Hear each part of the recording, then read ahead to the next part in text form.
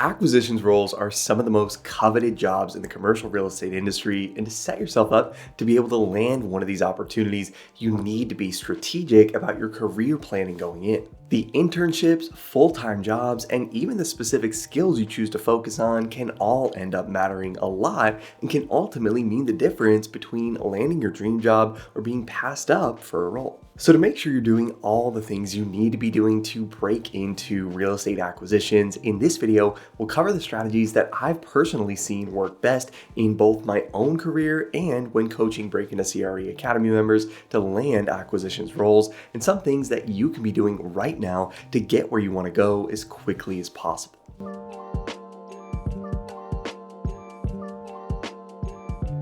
So in many cases, jobs and acquisitions, especially at bigger firms, will require some sort of internship or full-time job experience in real estate beforehand, but not all experiences are created equal when it comes to preparing you for an acquisitions position. And if you want to set yourself up for success to land a job in acquisitions, in my experience, one of the best ways to make that happen is to start out on the brokerage side of the business, specifically as an investment sales analyst at a big name brokerage firm. These types of roles involve a lot of the same day-to-day activities that you would be doing in an acquisitions role, including underwriting deals, creating investment memorandums and pitch decks, and looking for ways to communicate upside and value creation opportunities to potential buyers and sellers in the market. This means that even though you wouldn't be working in acquisitions directly in these positions, the skills you'll build in these roles will be directly applicable to a job in acquisitions in the future. And at the same time, in brokerage,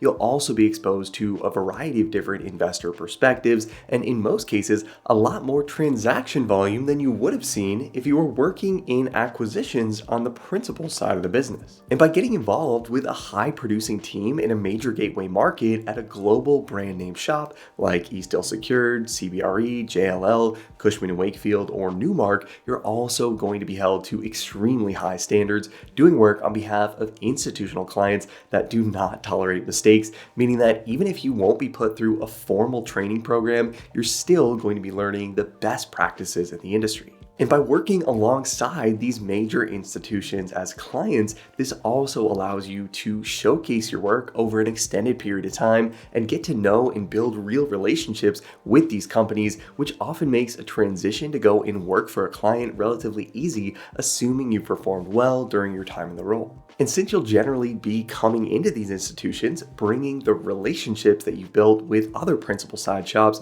during your time in brokerage, this will often allow you to come in at a senior associate, associate director, or even a manager level title where you're not only focused on underwriting and analysis, but you're also using your relationships to source new deals and lead the acquisitions process. And as an added bonus here, brokerage firms are often actually proponents of analysts going to work for a client, since these people will often refer business back to the firm they started with, which ends up being a win-win scenario for everyone involved. Now, obviously, there are downsides to going the investment sales route, primarily that you're going to be in a role that's completely disconnected from operations, and a lot of these jobs can be really demanding from a work hours perspective, especially if you're on a high producing team. But if you want to learn how deals get done and how buyers and sellers look at opportunities in the market, investment sales can be a great place to start. Now, if a job in investment sales doesn't sound like the right fit, another great entry point into acquisitions is asset management, specifically an asset management analyst role where you're tracking the actual performance of properties in a portfolio. There's a saying in real estate financial modeling that goes garbage in, garbage out, essentially meaning that if your assumptions in a model aren't grounded in reality, the return projections you're making also won't be accurate. But in an asset management role, you'll be watching in real time how properties in your company's portfolio are performing, which can give you a much better sense of how a potential acquisition opportunity also might perform within that same portfolio, giving you a really valuable perspective to bring onto the team. Asset management roles will expose you to things like operating expense norms and construction costs on renovation projects, which can be really helpful when underwriting all kinds of commercial real estate. But if you're working at a company that's focused on the retail, industrial, or office sectors, this will also expose you to tenant leasing trends, which can be hugely beneficial when underwriting deals. When you're working in acquisitions, you'll need to make assumptions around things like tenant renewal probabilities,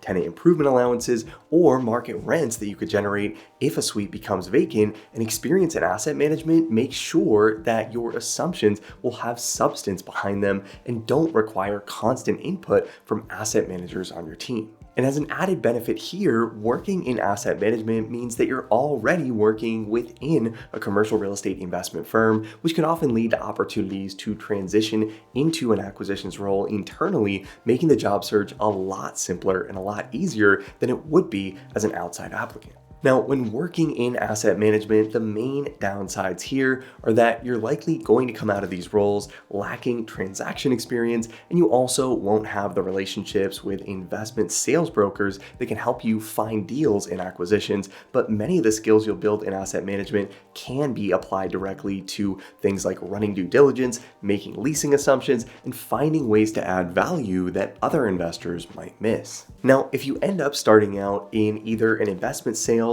or asset management role, if your end goal is acquisitions, the biggest thing you'll want to make sure of in either case is that the job you take will have you heavily involved with the investment analysis process, ideally working in or creating real estate financial models and calculating investor returns on a regular basis. There are a lot of investment sales positions that are only focused on sales exclusively and won't expose you much or at all to property analysis and valuation, and some asset management roles can look a lot like property management jobs focused primarily on day-to-day operations instead of business plan strategy and optimizing returns. And ultimately, to land an acquisitions role, in most cases, you'll need to be able to work in, customize, and review a real estate financial model, and you'll also need to know the key drivers of returns and how things like debt financing, hold period assumptions, or leasing decisions can end up affecting a deal. Now, obviously, there are going to be situations where new entrants into the business can land jobs